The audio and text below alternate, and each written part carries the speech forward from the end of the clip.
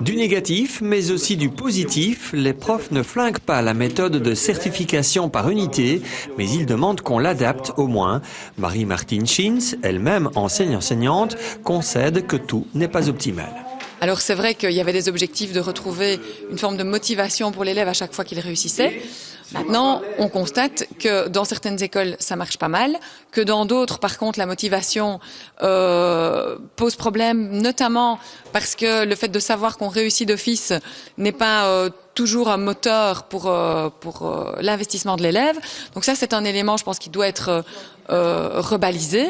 Les enseignants demandent plusieurs modifications de la méthode. Pour eux, il faut notamment supprimer cette notion du non-redoublement d'office et il faut d'autres adaptations. Est-ce qu'on poursuit cette implémentation à d'autres métiers avec des profils métiers qui sont prêts?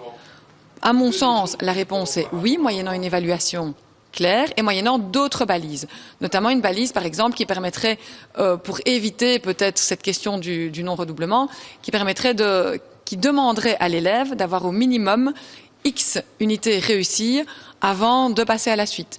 Il y a aussi d'autres enjeux qui ont été relevés, et notamment une surcharge administrative, des problèmes organisationnels dans les écoles. Là, je pense qu'on doit aussi, et c'est notre rôle, amener des pistes de solutions, les retravailler avec les enseignants concernés avant de proposer un modèle. Bref, on est un peu au milieu du gué pour le moment. Les enseignants qui pratiquent cette méthode depuis 5-6 ans semblent rassurés par les propos de la ministre, notamment concernant la suppression de la notion du non-redoublement.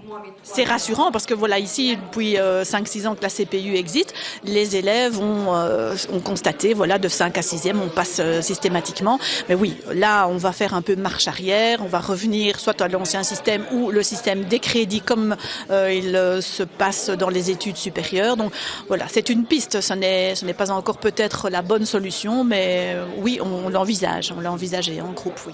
Une méthode qui est donc encore un peu floue, mais qui va donc changer et évoluer. La preuve que le monde de l'enseignement est en perpétuelle remise en question et changement.